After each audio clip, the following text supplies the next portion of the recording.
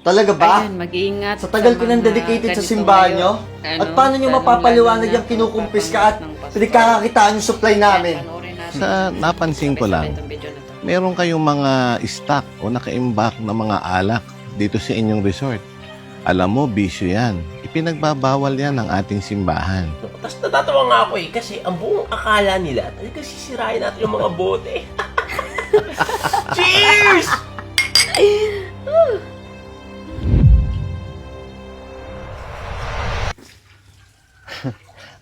Maligayang pagdating po, Pas.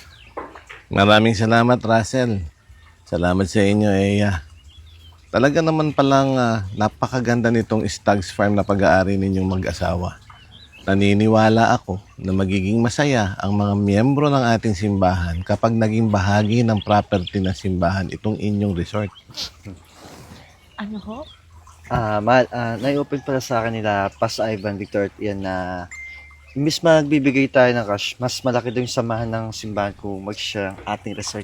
At ikinagagalak namin na naimbitahan nyo kami dito para pagpatuloy ang pinagkakaloob nyong shares. Pagpapalain ka ng malaki ng Diyos, Tama si Victoria, Iha. At ngayon pa lang, Iha, ay nagpapasalamat na kami sa inyo. Pasensya na po kayo, Pas, ha. Wala po kasi akong alam tungkol dito eh.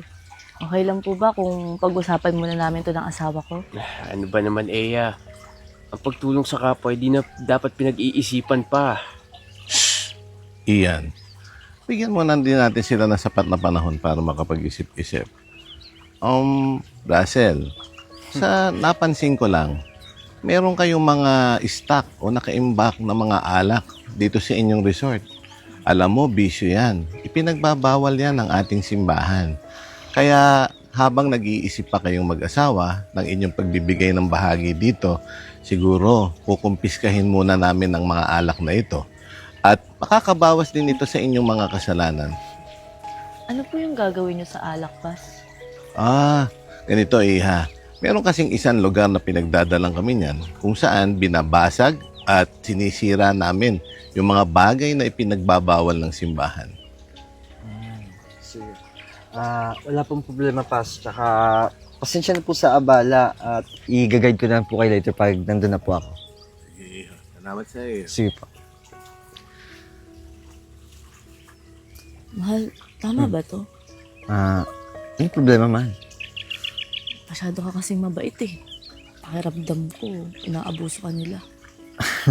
Mahal, siguro magtiwala ka na lang. Tsaka sa nakita ko, nabubuhay naman ng tama sila, Pas eh. Tsaka ayun din yung landas na gusto kong tahakin natin. Gusto ko lang naman makasigurado, mahal. Ayoko naman mawala lahat ng pinaghirapan natin. Alam mo naman para to sa pamilya natin, di ba? Alam ko, mahal. Pero isipin mo, makakabuti rin to. Hindi lang sa atin dalawa, kundi sa maraming tao. Pero paano kung maling tao pala yung pinagkakatiwalaan natin? Hindi ba pwedeng mag-isip muna tayo bago tayo magbigay ng ganito kalaking desisyon? Siguro, mahal, Diyos nang bahala kung ano yung gagawin natin. Siya na yung makakita kung ano yung tama at mali. Tsaka, paghanda na lang natin si Ladok ng pagkain mamaya sa kwarto nila. Okay? Tara. Sige. Cheers! Napakaganda talaga ng resort na to. Talaga mapagkakakitaan natin. Teka, huwag muna tayong masyadong magsaya. At nandyan pa si Eya. Masyadong kontrabida. Kahit kailan talaga yung babaeng yan, kontrabida. Dati madali utuin niyang si Russell eh. Pero dahil naging nandyan yan, ang hirap na. Kaya yan ang dapat natin pag-isipan. Tatrabahuhin natin yan si Eya. Tingin ko hindi pa natin nakukuha yung kalooban ni Eya para maniwala ng husto sa samahan natin eh. At saka isipin natin, pag yang si Eya ang nauto natin, baka mas malaki pa ang makuha natin. Tama. Tsaka kahit na ganyan, kahit di pa natin nakukuha yung shares natin dito, dapat i-celebrate na natin yung mga maliliit na bagay, di ba? Ano, shot pa no! Shot!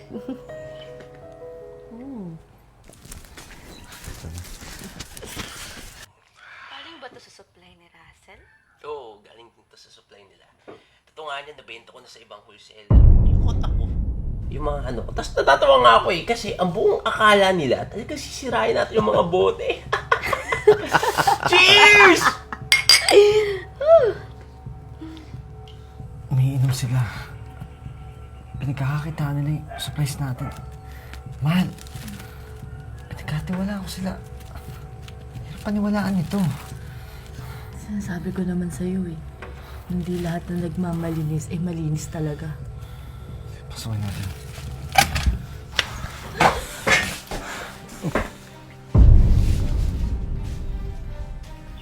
Russell, hindi ka man lang ba naturuan ng tamang asal na kumato ka muna bago ka pumasok para sa iyong mga bisita? Dinalhan po namin kayo ng pagkain para naman po mayroon kayong pambara dyan sa iniinom nyo. Hayaan mo kami magpaliwanag. Dati kami nasa mataas na posisyon, kaya pwede kami minom nito. Talaga ba? Sa tagal ko nang dedicated sa simbahan nyo? At paano nyo mapapaliwanag yung kinukumpis ka at pinagkakakitaan yung supply namin? Russell, lahat ng napagbebentahan natin, napupunta sa simbahan natin yan. Talaga lang ha? Parang kanina lang po, sinasabi nyo na masama yan. Hanggang kailan nyo pa magsisinungaling? Anong klaseng pag-uugali yan? Hindi kayo patatawanin ng Panginoon sa langit sa mga ginagawa niyong maling paratang sa amin. Mali. Alam nyo, Pas, tama na. Hindi nyo na maabuso yung kabaitan namin mag-asawa. Mas mabuti pang umalis na kayo sa resort ko. Russell, mali ang ginagawa mo. Oh, tama yung Russell. Huwag mong bastusin ang mga bigay ng galing sa itaas para magagandang balita para sa iyo. Balita? Pwes, ito magandang balita ako sa inyo. Ako'y titiwalag na kung anumang paniniwalang meron kayo. At simula ngayon, wala na kayong makukuha share sa resort na to. Pagsisisihan mo to, Russell. Hindi kayo makakaligtas. Hindi kayo makakakit sa langit. Nagkakamali po kayo. Ngayon pa lang po niligtas na kami ng Diyos sa mga mapang-abusong taong katulad nyo. Mabait pa po kami, kaya hindi po namin kayo kakalat ka rin palabas. Kaya makakaalis na po kayo.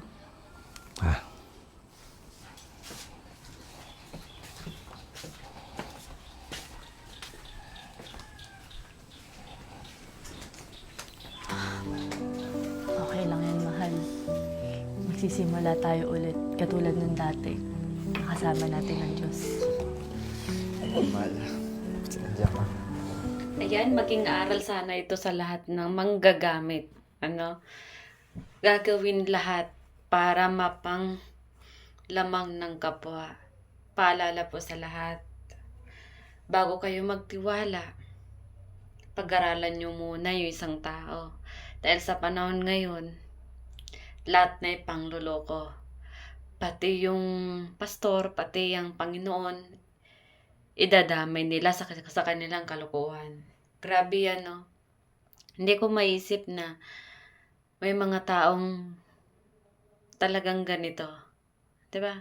Na handang manamak ng kapwa para lang makalibre. 'Di ba? Please lang, wag niyo pong gamitin yung salitang pastor at ang Panginoon. Dahil hindi po karapat-dapat gamitin yun. Tandaan po natin, sa mundong to, pantay-pantay po tayo. Pantay-pantay ang pagmahal ng Panginoon. Pero once na ginamit mo to, sa pamaraan ng hindi naman dapat, ewan ko na lang kung saan kayo lalagay. Kaya sana, video man, drama man ito, pero sana walang mangyayari in reality. Diba? Kasi nga wala pa ako nakikita na nagpapanggap na ganito. Pero yung biglang kumakatok ng bahay na nagpapanggap na ganito, hindi mo pala alam na yun pala ay masamang tao. Kaya sana, lagi nating tandaan guys, bago tayo magtiwala sa isang tao, pag-aralan muna natin, kilalanin sila ng mabuti bago mo papasukin sa buhay mo. Kaya for today's video, kung gusto ng video na to, huwag mo kalimutan i-share and follow na din ako. Have a good day.